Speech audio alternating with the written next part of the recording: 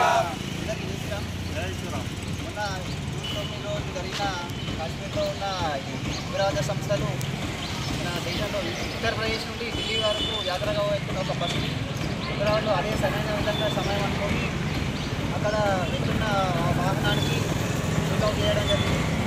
ఇందులో విలువైన భక్తులు వాళ్ళ యొక్క యాత్ర విధంగా వెళ్తుంటే ఆ ముక్కలు వచ్చి దాడి చేయడం వల్ల 10 మంది చనిపోయారు. 10 మంది చనిపోవడం కాకుండా ఇంకా 23 మంది కూడా తీవ్రమైన గాయాలు జరిగినాయి. దీనికి వారందరికీ త్వరగా క్షేమంగా కోలుకోవాలని చెప్పేసి భద్రతలు చాలా చిన్నగా భగవంతుని కోరుకుంటున్నది. ఇందువల్ల దేశ ద్రోహులు ఎక్కడ జమవుతున్నారంటే మన భారతదేశంలో ఇలాంటి సంఘటనలు ఎప్పుడు జరగకుండా ఉండాలని చెప్పేసి భారత ప్రభుత్వాన్ని కోరుతున్నాం. అందరూ ఈ ఒక విన్నపం తెలుసుకోవడం.